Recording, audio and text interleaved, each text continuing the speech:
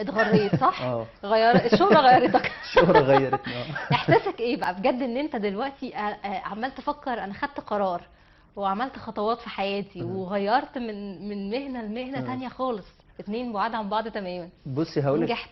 هقول لك حاجه، في حاجه ممكن الناس ما تصدقهاش، الناس بتفتكرنا ان احنا عايشين في سعاده، ما تعرفش ان كل ما بتنجح زينا زي اي حد في اي مجال، النجاح ده بيبقى ضغط نفسي، انت عايشه في خوف. طبعا. يعني انا جيت عملت المسرح فالحمد لله نجح، جالي مسلسلات في رمضان فمرعوب اني تبقى اقل من مسرح، عايز الناس تقول، او الناس تقول لك ده بتاع مسرح بس، يجي لي سينما فعايز الناس يقول لك لا ده انا ممثل بعمل هنا سينما بعمل مسرح، فبيبقى في خوف اكتر ان انا عايز اثبت نفسي. احنا لسه بنبتدي ايا كان فينا، يعني ممكن الناس حطانا الحمد لله في مكانه ان انت مش عارف ايه في المسرح، بس احنا معترفين ان انا لسه ببتدي. يعني انا بقولها، انا مثلا لما رحت اعمل فيديو السنه اللي فاتت عملت دراما، انا عمري ما هتكلم مثلا كحمدي، مش هتكلم في تتر، لا انا لو هتكلم فعلا هقعد مع ناس انا هيتحط اخر اسم، انا ماليش علاقه انا ايه في المسرح، انا دراما لسه ببتدي، انا اقل من كل الناس في الدراما، انا لما اروح سينما انا اقل من كل الناس، اثبت نفسي ده بعد كده بشغلي.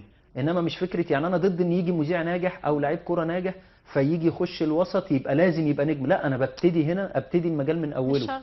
فاحنا والمهم عايزين فعلا ان نثبت. احنا نشوفك ونقول نفتكر دورك، يعني صح. المهم ان احنا نبقى فاكرين الممثل، مش مهم على التتر فين. يعني انا بالنسبه لي بصراحه فكره التترات لا الحاجات والخلافات دي على التترات بتضحكني، دي يعني انا ليا وجهه نظر غريبه، لان والله. فعلا والله المهم ان انا مين في المسلسل شدني، بس مين. يعني انت مش هتيجي تقولي ده بالظبط. حمدي كان حلو، بس هي لو كان اسمه التاني بس كان لو بقى كان احلى. اسمه مكتوب مش او هيحصل ده يعني. دلوقتي من كتر زحمه الاعلانات بيقطعوا مفيش. التترات البدايه والنهايه. وبنقعد نجام المنتجين يعني بيصعبوا عليا، بيقعدوا عايزين يرضوا الكل مش يجاملوا عارفين. وبتحصل مشاكل بين الفنانين فعلا ساعات بسبب التترات. بيحصل وبيحصل المنتج بقوا يألفوا حاجات، يعني بقى بعد ما يتكتب كل الاسامي يكتب لك في الاخر كل هؤلاء يلتقون معا عشان يرضوه، مش لاقيين له انا مكان. بيعجبني موضوع البطوله حسب الظهور، بحس ان ما انا ده بيريحوا بتريح نفسهم.